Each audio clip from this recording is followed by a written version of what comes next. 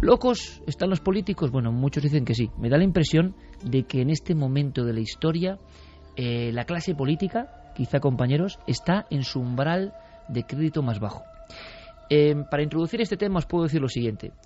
Estamos viendo programas magníficos, por ejemplo, hay algunos programas de compañeros de otras cadenas, a mí no me cuesta decirlo, como es el caso de Bolé Salvados. Yo he visto algún programa que me ha dejado sin habla, lo reconozco y lo digo aquí, sin habla, indagando en el mundo de la política. Y uno se queda diciendo, uff, ¿cómo está el patio? En un momento en que muchos estéis pasándolo muy mal, todos estamos, oye, a todos nos afectan las cosas que están pasando, todos tenemos familiares con problemas y con amigos y que está la cosa muy mal, y quizá por eso, por supuesto, los periodistas tampoco nos salvamos, los periodistas debemos estar ahí por ahí con los políticos, pero la clase política ha sufrido un retroceso brutal desde la transición aquí en lo que es el crédito público. No sé cómo puede sentar esto, lo que vamos a contar ahora, pero justamente por las investigaciones de tramas políticas han surgido como anexas, han surgido como marginales una serie de temas que sí nos inquietan y nos extrañan. Parece que muchos políticos poderosísimos de este país, que han tenido influencia grandísima en este país, tenían unos consejeros, Santiago, que no precisamente eran consejeros de ámbitos políticos, científicos, económicos, no, eran otro tipo de consejeros que podríamos llamar más o menos videntes, brujos. ¿Os imagináis a personas tan importantes acudiendo a gabinetes de videntes o de brujos, sean buenos, sean malos, negros, blancos, nos da igual, magia cubana, magia española, magia gallega, pero sobre todo, ¿os imagináis que algunos de ellos, importantísimos en nuestra historia, actuasen ciñéndose a lo que esa persona al otro lado de un gabinete o de una mesa o de una especie de biombo les decía? Si esto es así y ha ocurrido varias veces, ¿podemos imaginar una transición o unos años en España, quizá la actualidad, no lo sé, manejada no por los políticos, sino por auténticos nigromantes, videntes y brujos? Esto es noticia, por supuesto. ¿Por qué, Santi? Pues es noticia porque extraemos la información de diversos periódicos. Actualmente, como sabrán las personas que sigan la actualidad política, el expresidente de la Generalitat, Jordi Pujol, está siendo sometido a una investigación policial que no es el objeto de este programa, pero que desde luego sí ha traído un efecto colateral absolutamente inesperado.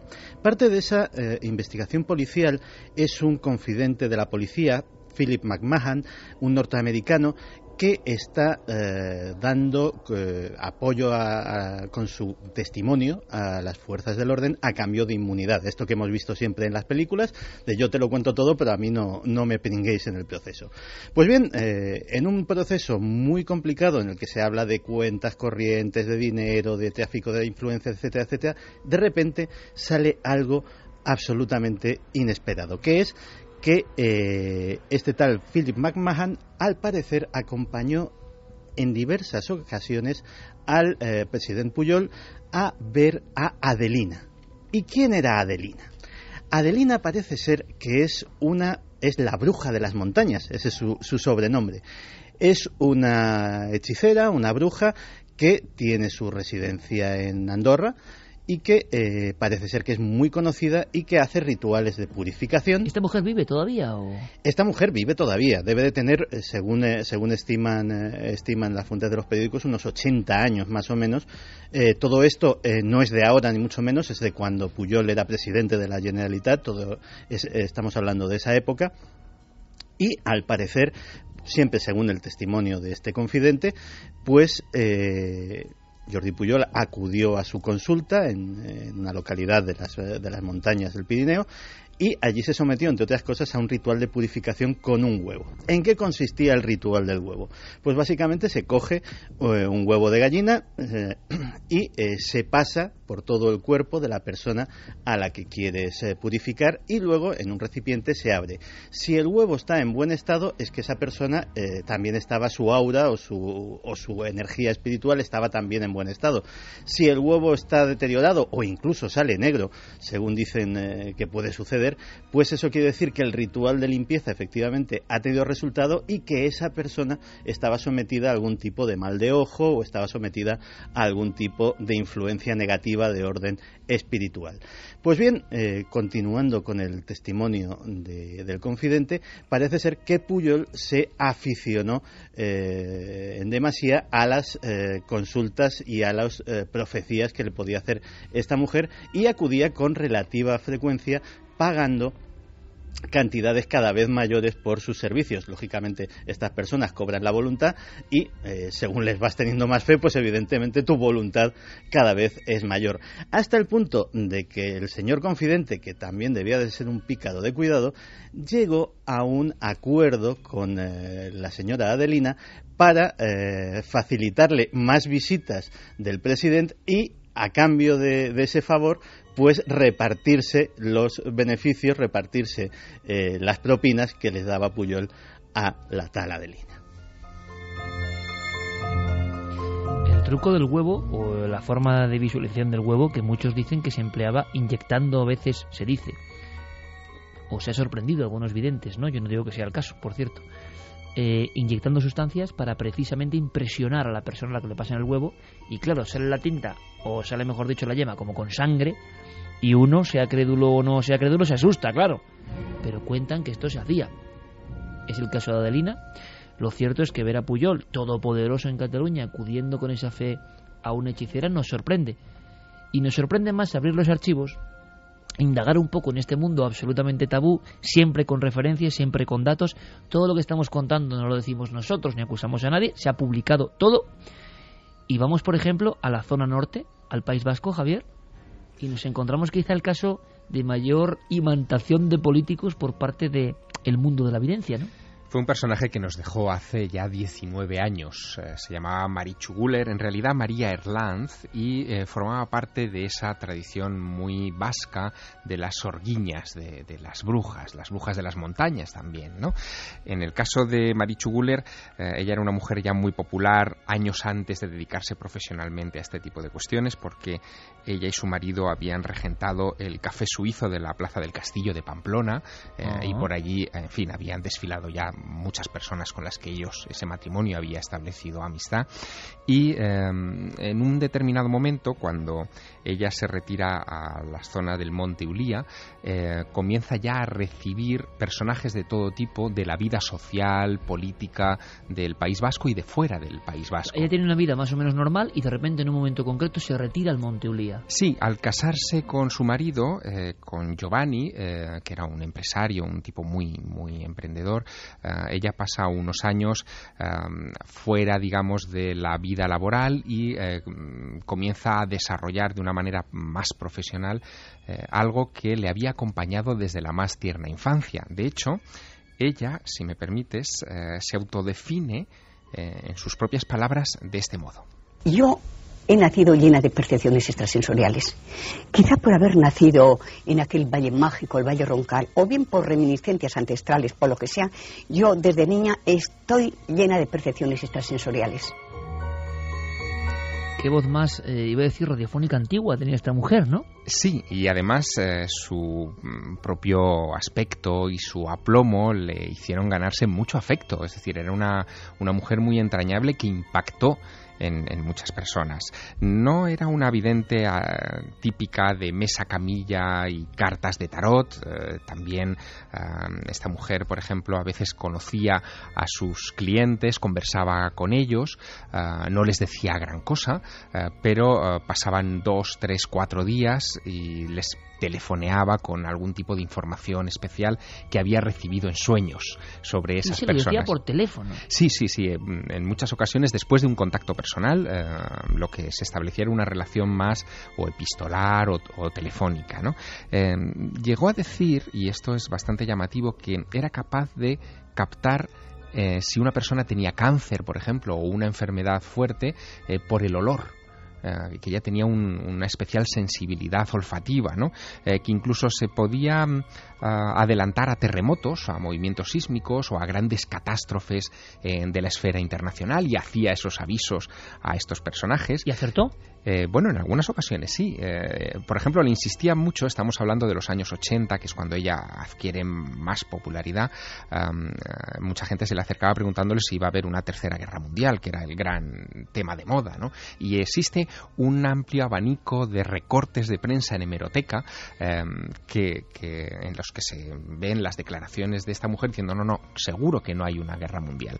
Pero fíjate, de los personajes que pasaron por su consulta en estas fechas a raíz del escándalo de Pujol y Adelina, han salido una serie de nombres que están también en las hemerotecas. Por allí pasaron políticos de la escena vasca como José María de Areilza, Juan María Vandrés, Chiqui Venegas, Carlos Garaycoechea, Enrique Mújica o Gabriel Urralburu. Es decir, no conocía ni izquierdas ni derechas. Está todo el espectro político vasco ahí. Todo el espectro político. Pero lo que más me ha llamado la atención es una entrevista que se publicó el 16 de febrero de 1986 en el Diario Vasco, firmada por JJ Benítez. JJ Benítez firmando un reportaje sobre esta bruja buena de Ulía, como la llamaban. Juanjo la conoció y la trató mucho, pero fíjate, te voy a leer un par de párrafos de esa entrevista porque creo que te vas a llevar una gran sorpresa, Iker. Dice JJ: Marichu se ha convertido, entre otras muchas cosas, en el ángel guardián de muchos y muy destacados personajes de la vida pública y menos pública. Quedé maravillado cuando de pronto, con esa espontaneidad que le caracteriza y que torna lo más duro en dulce, me reveló que vela por la seguridad del rey. Antes de que nuestros reyes emprendan cualquier viaje, me dijo como si tal cosa, escribe Benítez en esta entrevista del Diario Vasco, extiendo mis grimorios y veo y siento y sé si hay o no peligro.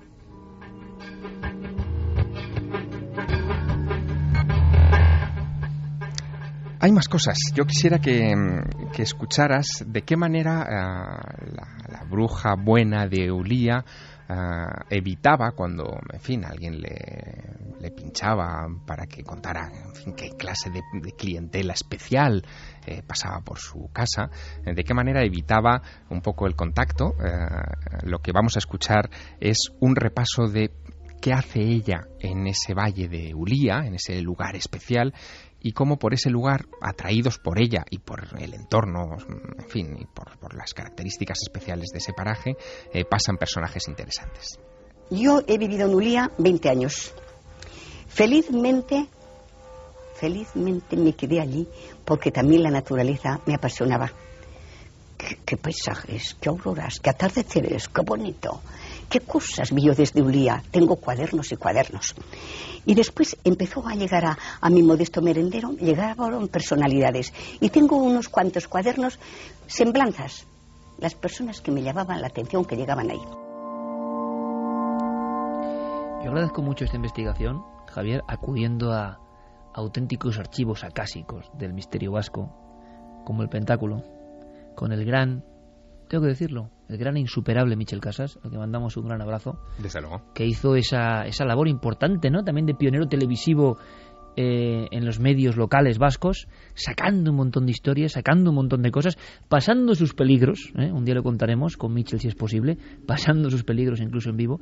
Pero aquí tenemos, y ahora seguiremos con ese dossier, porque se habla de políticos y de las más altas instituciones acudiendo a videntes. Y aquí lanzó una cuestión que me gustaría que nuestro público también la tomase, porque la pregunta de si crees en los videntes o en la evidencia, y más con algunos escándalos que ha habido con algunos programas recientes o espectáculos, está más al cabo de la calle que nunca, ¿no? ¿Esto es posible? ¿Hay personas que pueden ver el futuro realmente? ¿Que alguien se pone delante y uno puede decir lo que le va a ocurrir?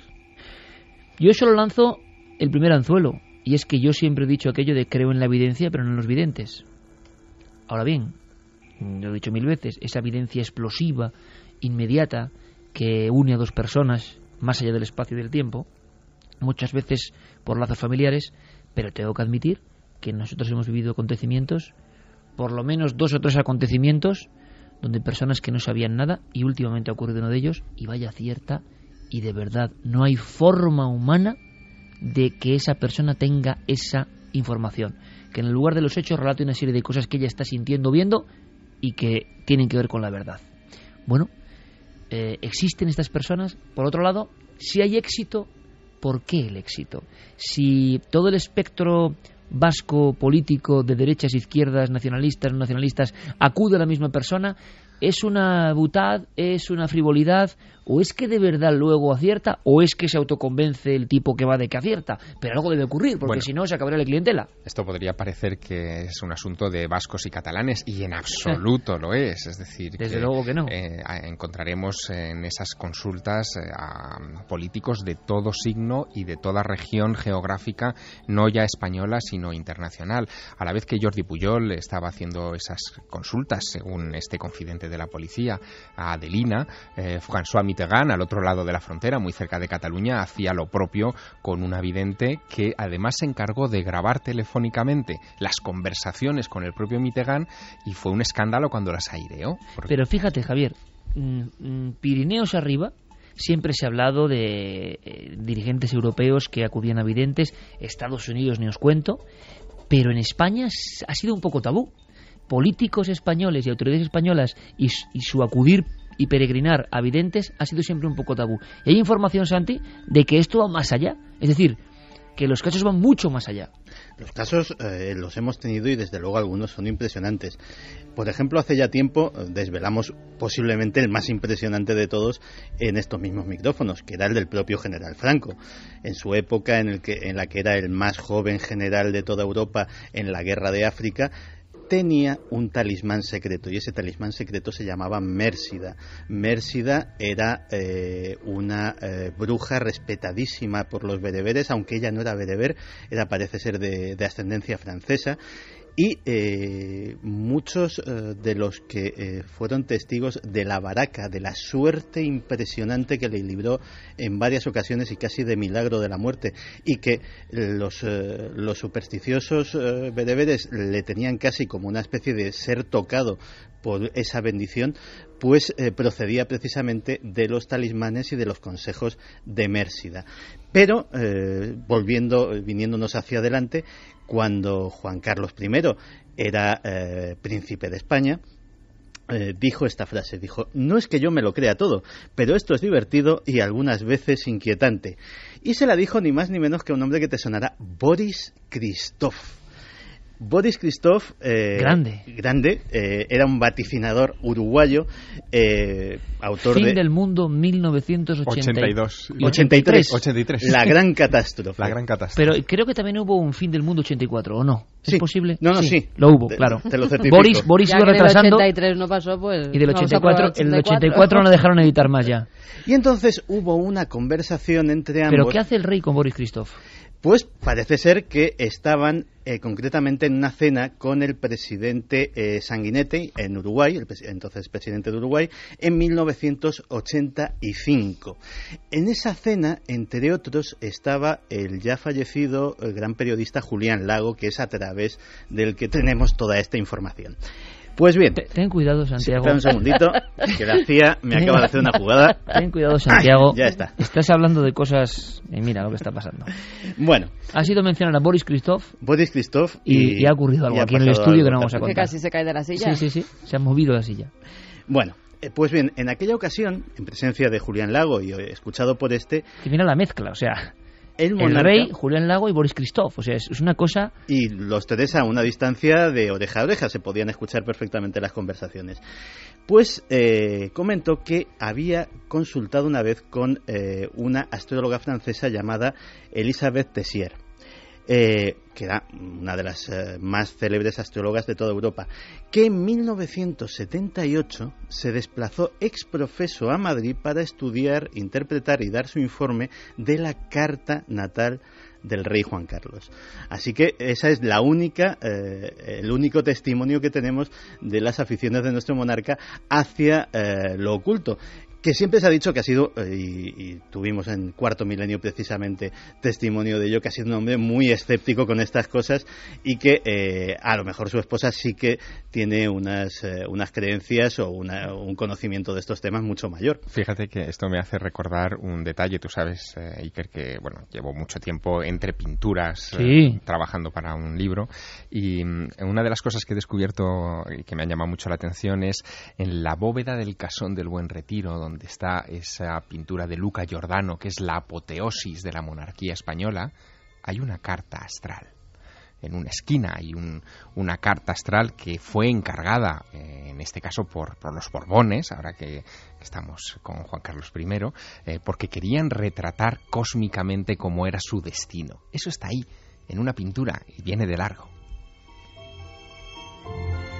¿Algo más que hay que saber de otros políticos españoles, Santi? ¿Y información, nombres, datos? Sí, claro. En la década de los 70, en la última época de la dictadura de Franco, había varios videntes estrella que salían asiduamente en las publicaciones, incluso en la televisión, y uno de ellos era Rafael Lafuente. Bueno, Rafael Lafuente, que llegó a Belmez, puso las manos sobre la pava, sobre la cara de la pava, y empezó a conectar, ¿no?, con la fuerza que estaba dentro de la pava, montó un cirio espectacular en Belmez, porque de inmediato, no él, que tenía un aspecto así como de nórdico, que llamaba mucho la atención, con el pelo hacia atrás, blanco. Corte aristocrático, exacto, imponente. Bueno, imaginaos a este hombre, imaginaos a María Gómez Cámara, claro, también. El hombre pone las manos en la pava, empieza a sentir la pava, pero es una persona que está atrás, que la acompañaba, la que entra en una especie de trance, os cuento porque es una escena tremenda que recogió Pueblo, una especie de trance terrible, se convierte, se empieza a poner en posición como de animal, de perro, allí en la casa de las Caras de Belmez, y agrede a uno de los investigadores, dejándole toda la marca de los dientes. Yo he visto esas fotos.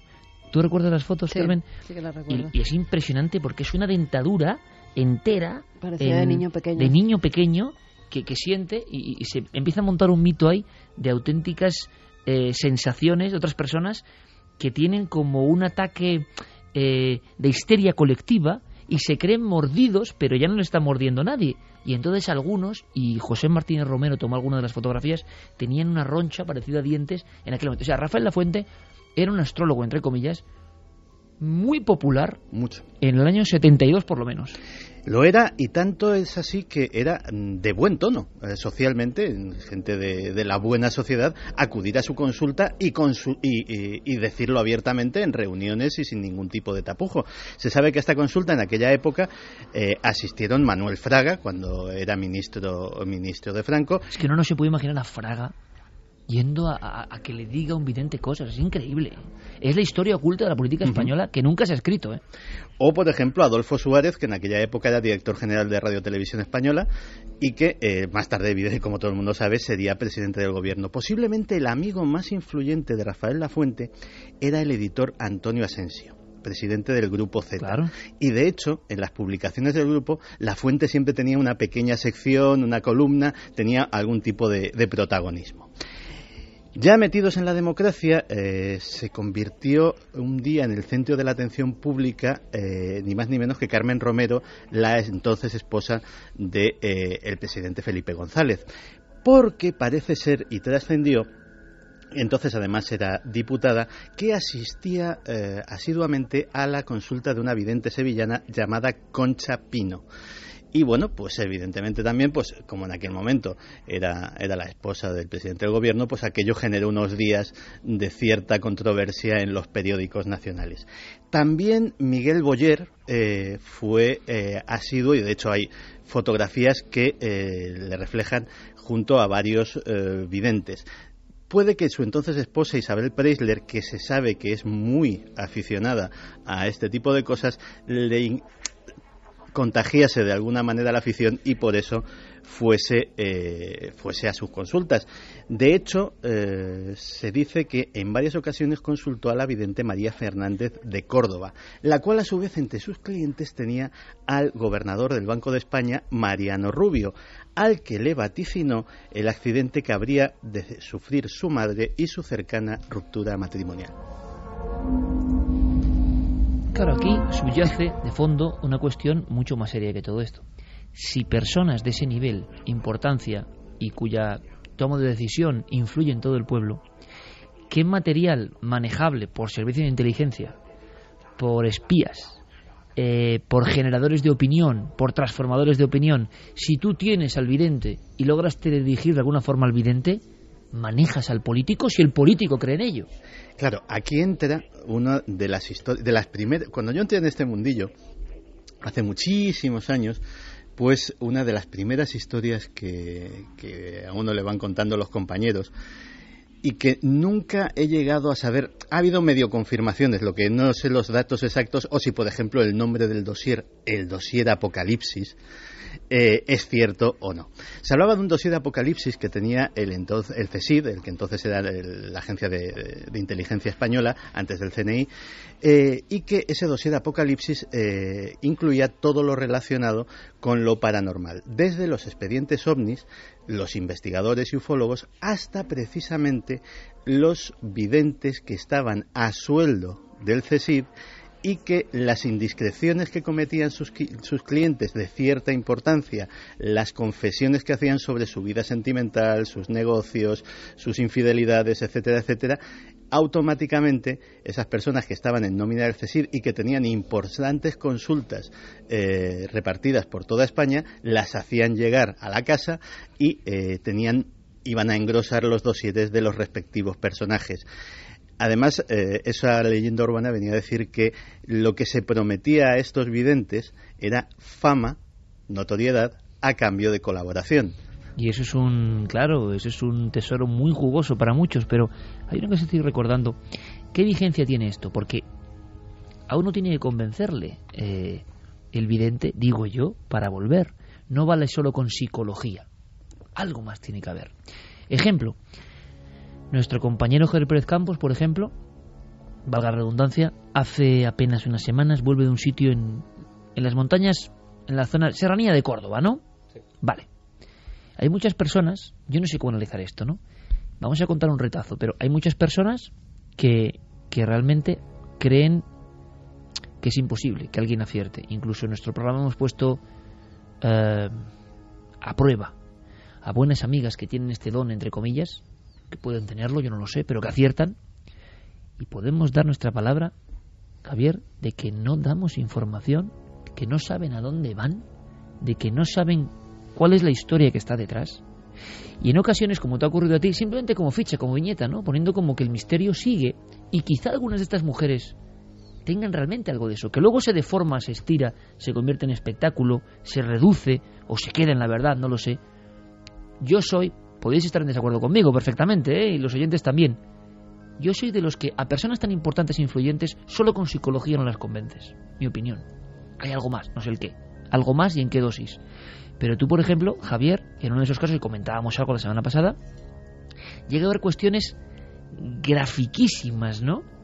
En este caso con Paloma Navarrete, tú lo has vivido, de cifras, de datos, que son imposibles, ¿no? O de decir... Veo a alguien a tu lado, esa cosa tan clásica, veo a alguien a tu lado, pero te describen ese alguien, te cuentan la historia de ese alguien y resulta que es verdad y nadie lo sabe. ¿Cómo es posible? Tú lo has vivido ahora mismo. Sí, y es una de esas cosas que te dejan sorprendidísimo, y hasta tal punto Paloma no sabía absolutamente nada del tema que, para que te hagas una idea, cuando llegamos a Córdoba capital, ella pensaba que, bueno, solo teníamos que coger un taxi e ir a alguna calle determinada de Córdoba. No, había que coger un coche, ir a un pueblo que estaba cerca de 1 hora más o menos de allí.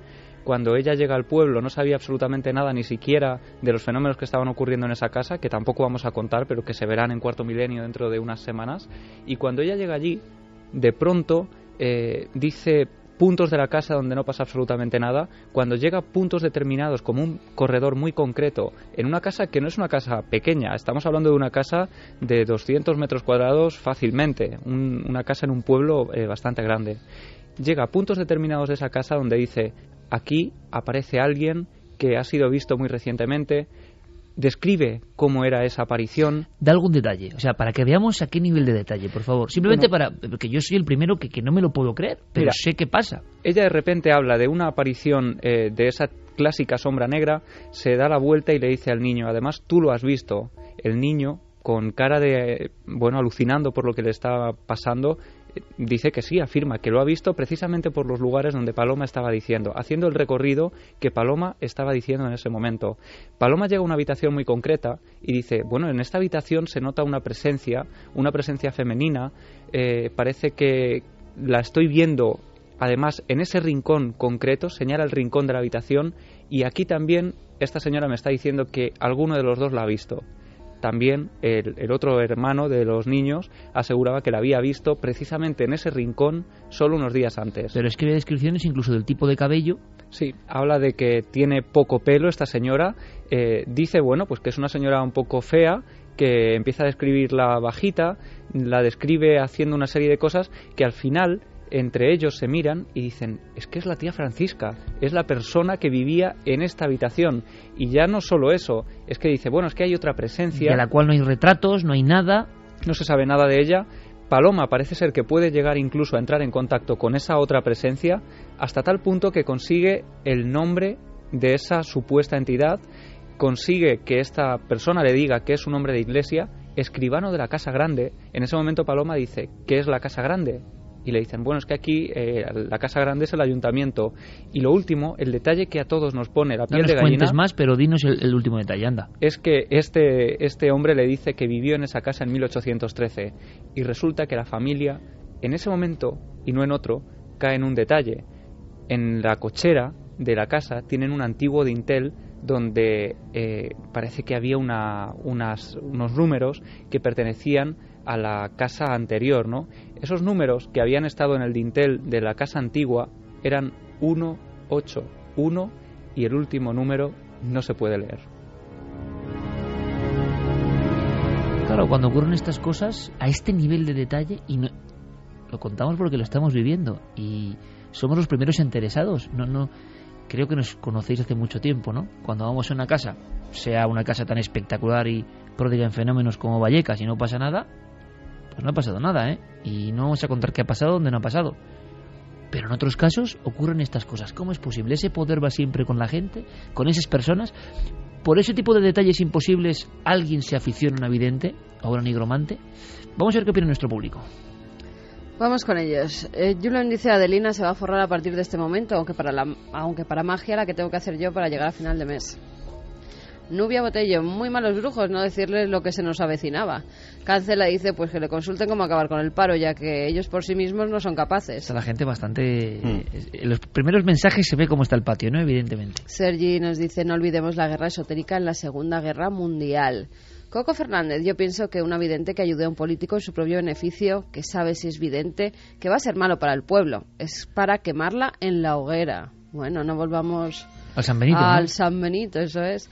José Miguel Planels dice, yo no iré a verla, la exposición. Mucha Me gente pilla con ese tema, ¿no? un poco lejos. Saludos desde Herat, Afganistán. Pues sí, saludos. Sí le pilla Un lejos. poquito lejos. Saludos, sí que le pilla. saludos. Luego es que siguen llegando muchísimos mensajes. Todo sobre la exposición, ¿no? Sí. Pues luego Sí. los leemos, no os preocupéis, Vale. luego los leemos. Vamos a hacer una cosa, en fin, hemos lanzado ese primer dossier, ese primer apunte, esa piedra, ¿no?, en el río amplio y caudaloso de un mundo del que casi nadie habla. Está por escribir, esa historia esotérica de la política española. Fíjate, solo un último dato, pero que además lo he visto y lo he vivido personalmente. En esta ciudad, y no puedo dar nombres, en esta ciudad hay una mujer que se dedica profesionalmente a la evidencia.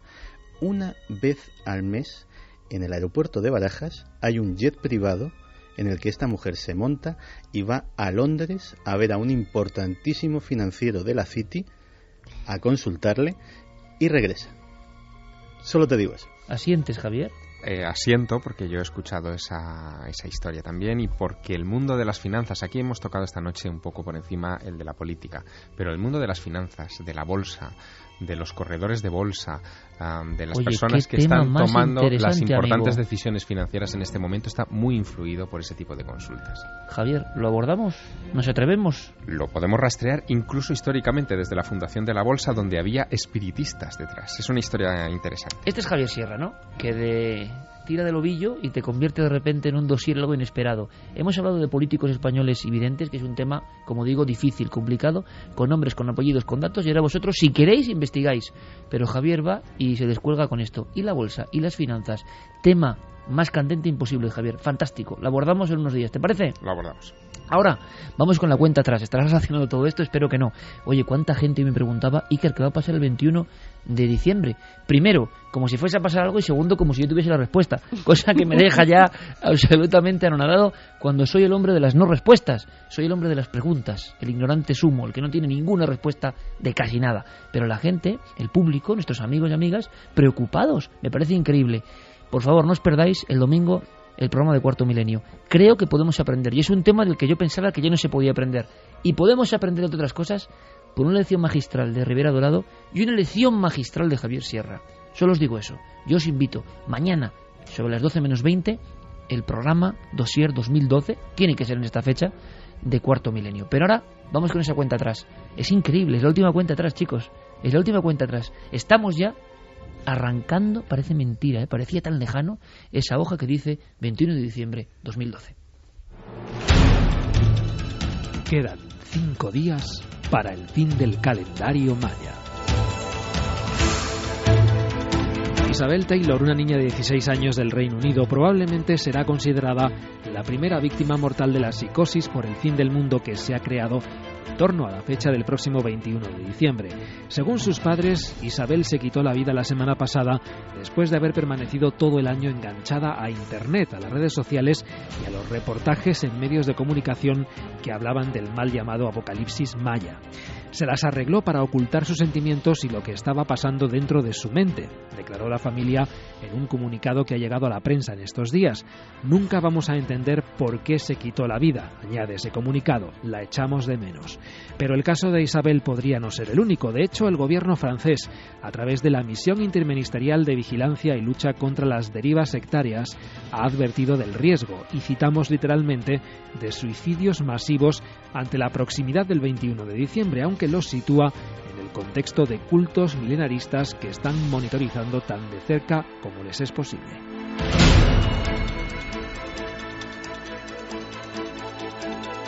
Cambiamos de tercio absolutamente gracias a la magia de la música. Veréis, en esa humilde exposición, protagonista sin duda este fin de semana, que hemos construido para todos vosotros, y que mañana es el último día. Mañana, quienes estéis en la exposición, por favor, fijaos en una de mis figuras favoritas, y es madera y papel y tela, no hay nada más. Pero claro, el conjunto es terrorífico si se mira con ojos de la historia bastante reciente. Es una especie de maniquí compuesto de palos, el cuerpo está embozado en una sábana, y en la sábana hay llamas en naranja y rojo, con unas extrañas inscripciones en latín. La cabeza está tocada por un capirote, que también tiene llamas, un capirote que parece de penitente del otro mundo ya. Y sobre todo lo que a mí me impresiona, porque además pudimos contar con Fermín Mayorga, especialista en el mundo de la Inquisición, y para la exposición Juan Villa copió exactamente, milimétricamente los retratos. Son como cartulinas, son como viejas caretas terribles, con unos retazos pero llenos de expresividad, donde los inquisidores hacían una especie como de faz del que iba a ser ejecutado en efigie. Todo ese conjunto de tela, llamas dibujadas y esas caras absolutamente atroces iban por el pueblo. El nombre del lo que es el San Benito se quitaba ese ropaje. Muchas veces esa especie de tela difamatoria con el nombre del condenado o del estigmatizado quedaba, nos decía Mayorga, para siempre en la iglesia del pueblo, o durante años y años, para que así esa infamia, esa especie de mancha, todo el mundo la compartiese. Es decir, las familias por una sola persona quedaban marcadas absolutamente. Ese era el poder de echarle a uno de alguna forma el San Benito. Fijaos mañana en la exposición, por favor, amigos, en la expresión, en la cara de esa especie de figura que es casi más terrible que un cuerpo humano. Es como el cómic viejo de la historia de alguien que va a arder en el infierno.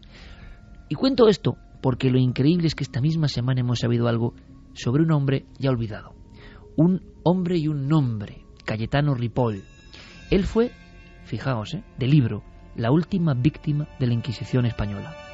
Cuando uno lee 1826 se le ponen los pelos de punta, porque 1826 es ayer mismo. Francisco de Goya estaba pintando las pinturas negras y se iba a Burdeos. Es una época muy reciente y hay alguien, un profesor valenciano, al cual van a justiciar. La Inquisición. La pregunta es ¿por qué? Y hay una segunda pregunta, ¿por qué es noticia? Diego, compañeros, sepamos algo más de este hombre, de Ripoll, de por qué le acusaron, de quién era, por qué murió, y luego contamos, si te parece, al final, por qué ha sido noticia hoy mismo, o esta semana mismo. Sí, como dices, cuando uno piensa en la Inquisición parece que viene a la mente una imagen de una institución medieval, ¿no? Llena de supersticiones, pero en 1826 ya existían fábricas en España, por ejemplo. Estados Unidos llevaba 4 décadas de constitución, es decir, estamos hablando de un periodo relativamente moderno de nuestra historia.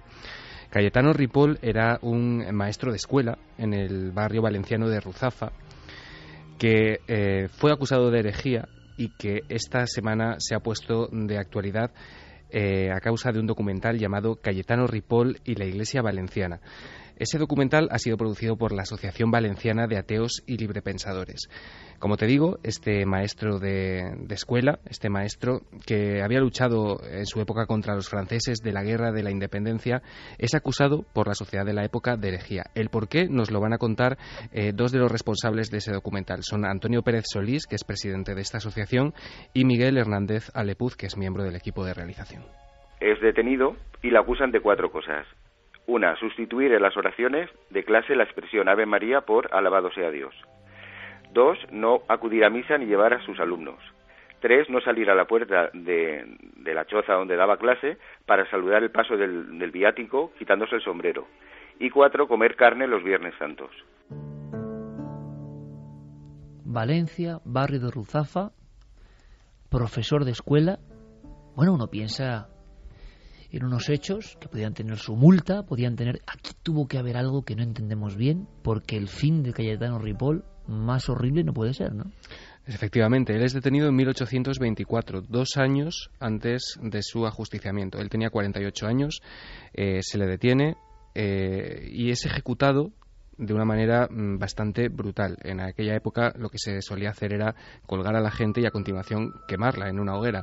Bien, estamos en los últimos coletazos de la Inquisición española. De hecho, este fue el último ajusticiamiento, y lo que se hizo el 31 de julio de 1826 fue llevarle al cadalso.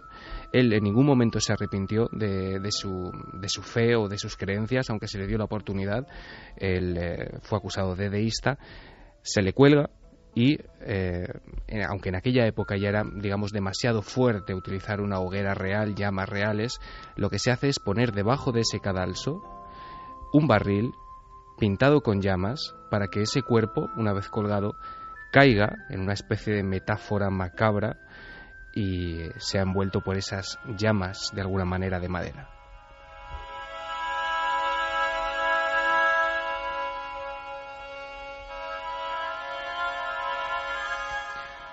Dos y 40, esto es Milenio 3, y en esa escena, en esa viñeta, en ese diapositivo del pasado, Diego Marañón nos ha llevado en el túnel del tiempo a algo que no podemos ni creer, pero que ocurría en Valencia, en una urbe tan moderna como Valencia.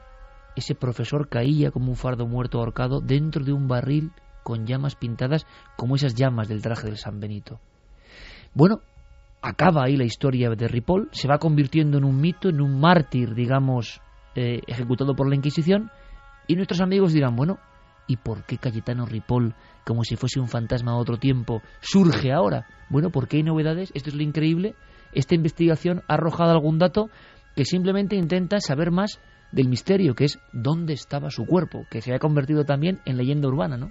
Sí, efectivamente, y eso ha sido posible gracias a Rafael Solaz, que es un experto en libros valencianos, un bibliófilo, ¿no?, que ha encontrado un libro de hechos, un libro facticio en el que se dan algunos datos hasta ahora confusos o desconocidos de cómo fue el final de Cayetano Ripoll. Esas anotaciones manuscritas, Iker, lo que dicen es que, al contrario de la versión, digamos, de alguna manera oficial que se mantenía hasta ahora y que decía que su cuerpo había sido incinerado y arrojado al Turia, lo que ocurrió fue otra cosa bien distinta. Nos lo cuentan estas 2 responsables del documental. Nosotros descubrimos 2 cosas. Hay un documento de un personaje coetáneo a los hechos, y ahí ese documento, que es en realidad medio folio, nos resuelve 2 dudas. 1, la fecha, porque había discrepancia entre el 26 de julio y el 31 de julio. Y 2, qué se hizo con el cadáver. Porque habían varias opiniones. Había quien pensaba que lo arrojaron al Turia, otros que lo llevaron, la cofradía de los desamparados lo llevó hasta un cementerio, que es donde se enterraba a la gente que no era católica, que era la cofradía de los desamparados, cerca del barranco del Carraiset, pero ninguna de esas 2 son ciertas.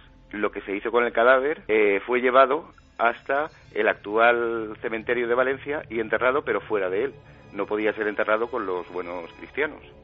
Actualmente, más o menos, pensamos que será lo que actualmente ocupa el cementerio inglés, pero por supuesto no hay ninguna lápida ni nada. Enterrado sin lápida, sin nombre, Cayetano Ripoll, la última víctima de la Inquisición, un maestro valenciano. Lo lanzamos a la historia y yo estoy seguro que nunca tantas personas a la vez han oído hablar de Cayetano Ripoll. Estoy casi convencido. Y seguiremos la investigación porque conocemos bien a Rafael Solaz, hombre que con Javier Pérez Campos ha hecho algunas investigaciones en Valencia, hombre de legajos, documentos y libros antiguos, ¿verdad, Javi? Bueno, su casa es una auténtica joya porque yo cuando entré tiene un pasillo de varios metros de largo lleno de viejos manuales de exorcismos, de antiquísimos legajos, de documentos oficiales de gente de Valencia hablando, por ejemplo, de historias como estos pasteleros de la carne humana, pues casos reales documentados en libros de 1700 por cronistas de Valencia. Es decir, que no me extraña nada que Rafael Solaz haya tenido acceso a todo esto. Él es precisamente el que nos ayudó en la investigación del edificio maldito de Tres Forques y que sacó a la luz que precisamente en ese lugar se habían instalado los lazaretos en momentos de la peste en Valencia. Casi superponiendo mapas de ayer y hoy, descubriendo cosas con este investigador, el antiguo usanza valenciano. Por tanto, Diego, se busca por parte de una serie de investigadores hoy, se sigue buscando. Claro, muchas veces la Inquisición, se cuenta, se dice, quemaba los cadáveres. Se hizo, por ejemplo, a otro nivel, ¿no?, con los gerifaltes nazis, con algunas personas de las guardias pretorianas, con algunas mujeres nazi aniquiladoras. Se quemaban y se tiraban a los ríos para que no hubiese una peregrinación posterior, aunque parezca increíble, para adorar esos restos. Pero hoy en día se sabe que eso no ocurrió con Ripoll, por tanto hay un interés enorme en Valencia ahora mismo. Seguiremos la investigación, me parece alucinante, por localizar a ese último mártir, ¿no? Efectivamente, y fue el último. De hecho, el arzobispo de Valencia, cuando se le condenó, dijo: Dios quiera que sirva de escarmiento para unos y de lección para otros. El escarmiento, lógicamente, se lo llevó Cayetano Ripoll y la lección se la llevó esa sociedad que, debido a la indignación causada por la muerte de este maestro, causó que 8 años después de esta muerte la Inquisición fuese abolida en España. Con el nombre de la rosa de fondo que nos pone Noel Calero, una pequeña lección de historia. La muerte de ese hombre que no había cometido delito de sangre, que solamente había hecho algunas cosas, que es increíble la historia de nuestro pasado también. La indignación popular es tal que la Inquisición deja, digamos, de ejercer como brazo ejecutor. 1826. Hemos hecho algún programa, pero os prometemos un día, porque es muy interesante, habría que hacerlo, lo hemos pensado en muchas ocasiones, ¿verdad?, recorrer, Carmen, la España de la Inquisición. Sí. La España donde hay lugares, este sería uno de ellos, que se puede tocar el pasado de la Inquisición.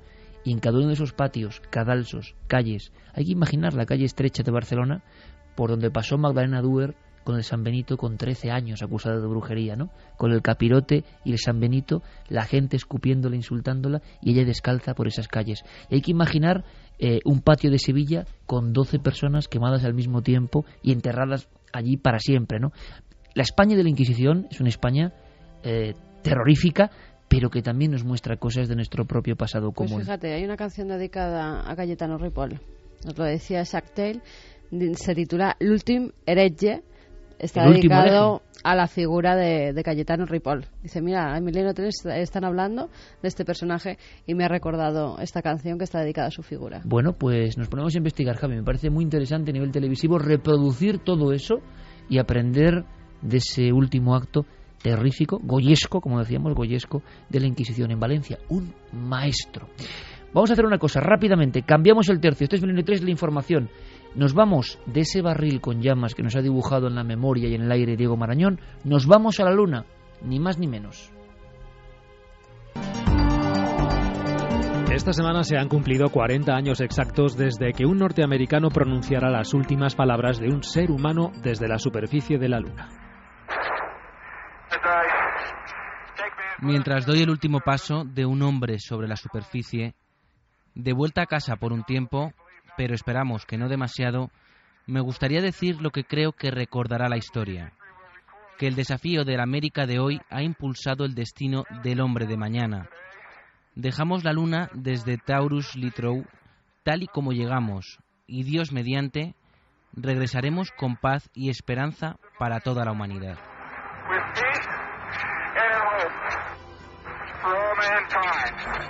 El hombre que dijo esto fue Gene Cernan, comandante de la misión Apolo 17. Él fue el 11º astronauta de la NASA en poner el pie sobre nuestro satélite y el pasado martes celebraba la efeméride recordando que dejó una de sus cámaras en la superficie de la Luna con la esperanza de que una futura misión la recuperase, rescatase las imágenes que hay en su interior y sirviese para medir los niveles de radiación de ese mundo estéril y desierto. Para el comandante Cernan, aquel viaje no fue el final, sino el principio de los futuros vuelos espaciales a la Luna. Hoy solo se lamenta de no haber tomado una fotografía de su última huella en el suelo lunar. Yo sé que Javier es un apasionado y que Santi tiene una noticia importantísima y que nos va a sorprender como siempre. Una pregunta para ambos. Cernan, ese hombre, algunas frases suyas son muy famosas y han encabezado libros de misterio, hablando un poco también como Carl Sagan, que va a salir ahora mencionado, pero por otro motivo, de ese pequeño punto azul pálido. Cernan ya habló del punto azul pálido en mitad de la nada. Y lo tenemos, lo visualizamos ahora mismo, amigos, en esa especie de vehículo que ya nos parece antiguo, en esa especie de buggy, vagando por la Luna. Yo no sé si Cernan es uno de los más fríos, de los que no se ha dejado arrebatar por ese misterio de los que han estado en la Luna, y de los apóstoles de Selene, de alguna forma, es de los menos dados al misterio. ¿Es posible, Javier? Sin lugar a dudas, esa apreciación es muy correcta. Efectivamente, él condujo el tercer rover lunar que la NASA envió a la Luna, tercer y último rover lunar.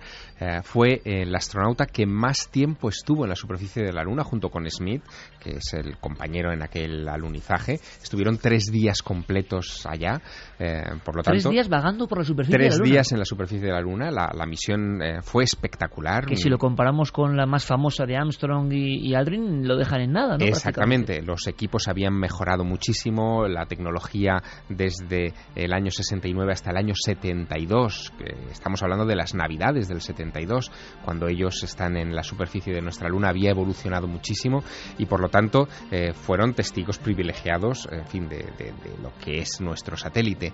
Volvió además diciendo cosas como muy... de andar por casa, ¿no? A él le había llamado mucho la atención el olor de la Luna, insiste mucho en esa historia y como que tenía una cierta predilección, o tiene una cierta predilección por subrayar siempre que él fue the last man on the moon, ¿no? El último hombre en la superficie de la Luna. Casi dices, no tan importante como el primero, pero el último también tiene su misterio, porque la gran pregunta es ¿por qué nadie después, ¿no? Pero frío, desde luego, es un rato.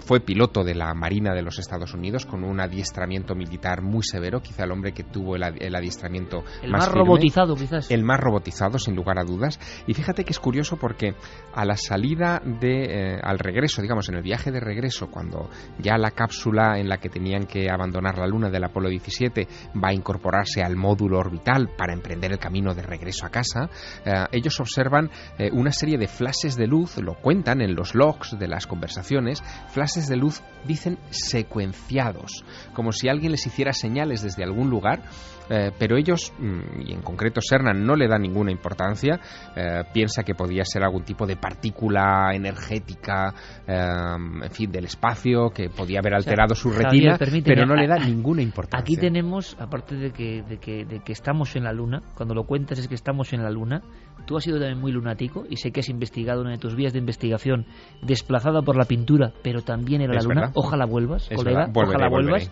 porque ahí tenemos una muestra de lo que decíamos del celebérrimo Jackie Collins, ¿no? Cernan no podía creer en que había algo misterioso, igual era algo misterioso, pero su mente estaba tan cimentada que dejó escapar la oportunidad, ¿no? Exactamente. De hecho, hubo un gran debate sobre si lo que habían visto, esas luces, podía ser, por ejemplo, algún fenómeno transitorio lunar, que es algo que recurrentemente los astrónomos aficionados y profesionales de todo el planeta han visto sobre algunos cráteres de la Luna. Pero, como te digo, Cernan lo anotó, lo comentó, en fin, queda registro en los logs, en las transcripciones de las conversaciones de esa visión, de ese avistamiento, pero no se le dio ninguna importancia ni se le hizo ningún seguimiento. A él le preocupaba más que el polvo lunar no se desprendiese de su traje, que fuera algo casi pegajoso, y de hecho quizás sea el astronauta que más detalles cotidianos, yo te diría que ¿eso casi, del olor, por ejemplo? Claro, yo te diría que casi insulsos nos ha traído a tierra, ¿no? Muy acorde quizá con su mentalidad, pero eso del olor, ¿qué quiere decir? Que la Luna que le llegó el olor de algo. Huele a pólvora. Lo que dice Cernan y lo que han dicho otros astronautas es que el polvo lunar huele a pólvora. Evidentemente ellos no pudieron acercar la nariz al suelo lunar porque iban con sus escafandras, pero cuando volvían dentro del módulo lunar y se quitaban esos trajes con los que se protegían, como no podían desprenderse de ese polvo pegajoso que se adhería a sus botas y a la superficie del traje, que vamos, de hecho incluso algunos de los emblemas de las marcas llegaban a borrarse, o sea, llegaban a quedar tapadas por el polvo. Ahí es en ese momento cuando lo olfateaban, y en el caso de Cernan dijo, es que esto parece un polvorín. Pues eso hila perfectamente con la última noticia de este dossier. Luego nos quedaremos con Javier Pérez Campos, que trae un testimonio que creo que congela la sangre. O sea, yo sé algo porque vimos la carta. Es un testimonio en una guardería infantil en Cataluña, si no me equivoco, sí. Y las escenas que se cuentan a mí me dejaron petrificado. Lo que yo no esperaba, aunque Javier me acostumbra a ello, es que iba a localizar a los testigos, ibas a poder hablar con ellos y íbamos a tener la historia en primera persona. No os lo podéis perder. Y muchas más cosas, las secciones habituales como el Créalo o no, y muchísimas más cosas. Pero si te parece, aunque sean titulares, Santi, extraemos algo que tú también has pescado de las noticias, y es que precisamente ahora, y con eso de la luna huele a pólvora, hila perfectamente, que es proyectos, y esto no es ficción, proyectos de bombardeo de la Luna. Mira que se ha contado esto en el mundo del misterio, ¿eh? Pues sí, pues precisamente ahora estamos en un mes muy extraño en el que se han desclasificado muchísimas cosas sobre la Guerra Fría y algunas espeluznantes que ya iremos desglosando en programas posteriores, pero posiblemente una de las más impresionantes sea el proyecto A119. El proyecto A119 fue durante 3 años casi lo más secreto que hubo en Estados Unidos después del proyecto Manhattan. En 1957 los Estados Unidos estaban conmocionados con la noticia de que los soviéticos habían colocado un satélite en órbita, el Sputnik, y hacía falta responder como fuera. Y a alguien en el Pentágono se le ocurrió la feliz idea que qué mejor manera de responder que disparar un cohete cargado con una bomba atómica a la Luna y que detonase delante de las mismas narices de los soviéticos, provocando un flash en el cielo. Y el mensaje que les enviaban era claro: si podemos mandar una bomba atómica a la Luna, mandarla a Moscú es juego de niños. Pero vamos a ver, y esto nos hemos enterado oficialmente ahora, Santi, en el 2012. Precisamente ahora. Ya te digo, el proyecto A119 involucró a los mejores cerebros de los que disponía el Pentágono, tanto propios como de las universidades norteamericanas, porque estamos hablando de muchos años antes. Se planeaba que el cohete saliese en 1959, estamos hablando de mucho antes de la llegada del hombre a la Luna, y poner cualquier objeto en la Luna en 1959, fuera una bomba atómica o no, era una proeza ya de por sí, con lo cual... ¿Era objetivo destruir la Luna? No, era simplemente mandar un misil, una bomba atómica que destellase, que evidentemente fuera detectado por los soviéticos, y mandar ese mensaje al mundo de nosotros podemos... Las consecuencias en la Luna no hubiesen sido especialmente graves, hubiese tenido un cráter más radioactivo, eso sí. Pero yo he escuchado esa historia. La de bombardeo en la Luna y luego radioactividad. Y ahora la sabemos con cierto detalle. Uno de los detalles más pintorescos del asunto es que en esa historia participó un jovencísimo recién graduado, Carl Sagan. Esto sí que es inquietante. ¿Qué hacía Carl ahí? Pues Carl Sagan, que era un astrónomo novato, principiante, pero que ya prometía y que parecía muy brillante, fue el encargado de calcular qué comportamiento tendría la nube radioactiva sobre la superficie lunar. Es decir, si se extendería por toda la Luna, si caería solo sobre el cráter. ¿Y ese trabajo ha aparecido ahora? Sí, efectivamente. Y esa fue, digamos, su contribución a ese proyecto ultrasecreto, para lo cual hubo que darle una acreditación de seguridad máxima, hacerle una investigación por parte del FBI, como todos los que tienen ese tipo de papeles tarjetas. Que acaban de salir también, que luego tendremos que revisar en este programa. O sea, que Carl Sagan tuvo también ese lado secreto. Desconocido. Sí, todo el que fuera contratista del gobierno para una misión secreta del tipo que fuera, tiene que pasar eso, es así, una investigación exhaustiva de su vida, su infancia, sus antecedentes familiares, su fidelidad matrimonial, absolutamente todo, para que no te quede ningún cabo suelto que pueda convertirle en un posible traidor al país. Conozco a Javier hace 20 años. y sé cuando me pone una cara que significa, aquí no lo podéis ver, pero me la pone, aquí hay mucha tela que cortar. Y me ha puesto una cara ahora con lo de Carl Sagan, hay mucha tela que cortar. En enero contaremos, porque además se cumple una efeméride respecto a Carl Sagan y a una historia que el FBI investigó, que es una de las sorpresas que te estoy preparando. Genial. Oye, me cuentas en un titular, porque estamos ya casi fuera de tiempo, pero es interesante.